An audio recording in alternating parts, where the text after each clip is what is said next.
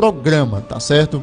Então, Tassiano Albano, mais uma vez digo bem-vindo ao nosso programa Cenáculo de Amor.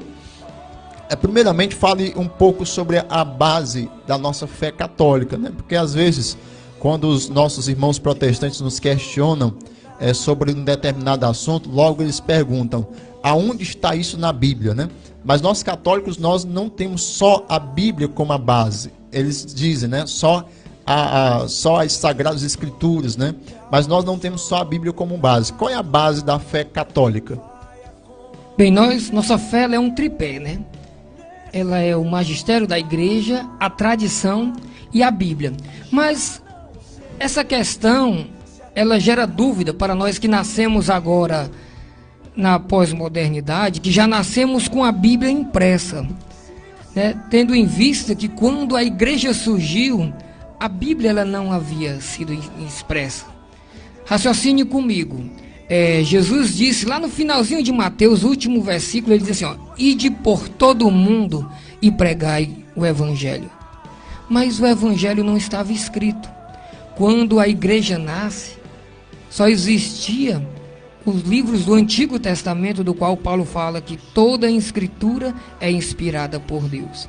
E aí o próprio Paulo, o próprio Jesus, eles mencionam o Antigo Testamento da Septuaginta. A Septuaginta passa a ser o livro divulgado, porque não existia a Bíblia como nós temos hoje.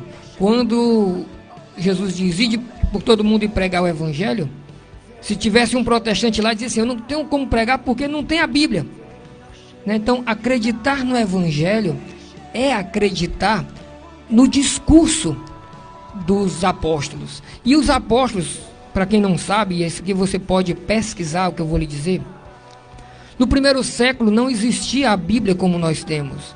No segundo século não existia também. Essa Bíblia, conforme nós conhecemos agora, ela só passou a existir no ano 382.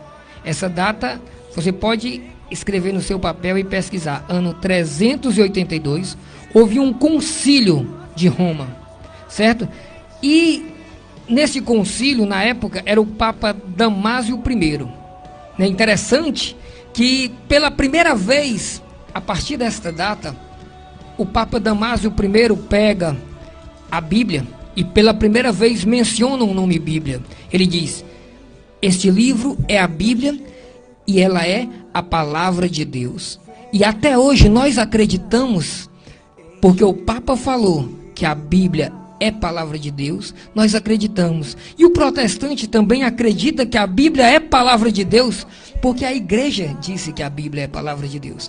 Porque até então, até o ano 382, eu quero repetir essa data, 382, é o ano que nasceu a nossa Bíblia, né? Todo aquele contexto de São Jerônimo, né? Quando eles compilaram e fizeram aqui a nossa tradução da Vulgata.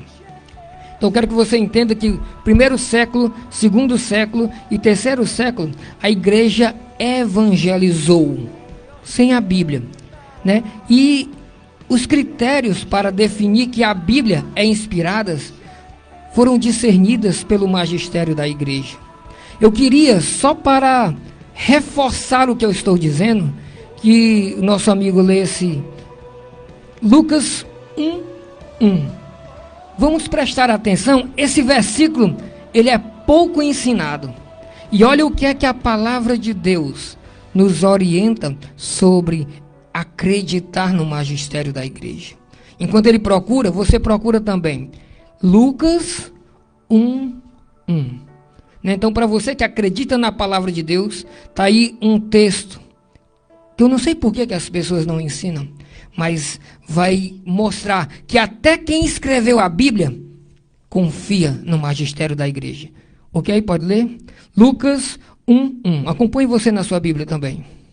Então, muito bem. Aqui no Evangelho de São Lucas, no capítulo 1, versículo 1, vai estar dizendo assim: muitos empreenderam compor uma história dos acontecimentos que se realizaram entre nós. Só um instantinho. Então está dizendo que muitos tentaram escrever o Evangelho. Por quê?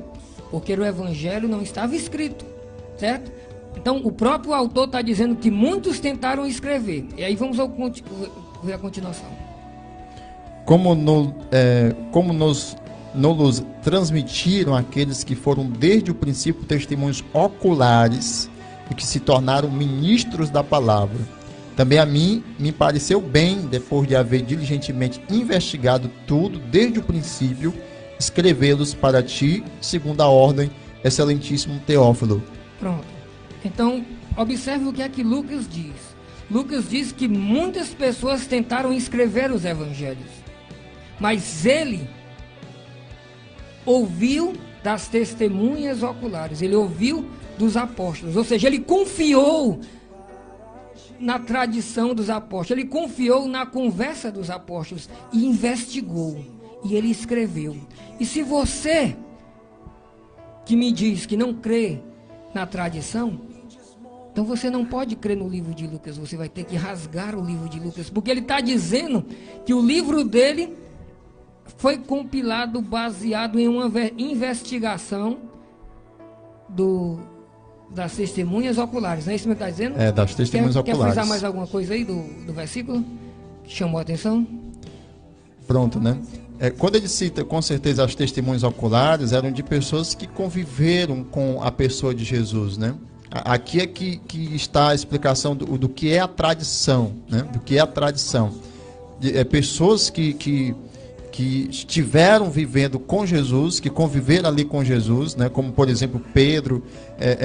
Nós temos, por exemplo, aqui, nós percebemos que Lucas foi aquele que mais falou com relação a dar mais detalhes de Nossa Senhora, né? Então se imagina aqui que uma das pessoas oculares da vida de Jesus que ele ouviu foi exatamente Nossa Senhora, né? Então aqui está a tradição. A Bíblia, ela, como vai dizer o Padre Paulo Ricardo em uma resposta que ele deu, a Bíblia não caiu do céu de zíper e tudo, né? A Bíblia ela foi feita conforme os tempos, tá certo?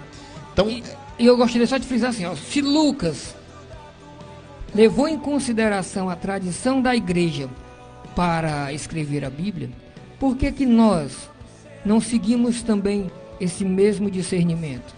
Porque assim, quando um autor escreve a sua obra, embora muitos interpretem, mas é ele que sabe cada valor da sua composição.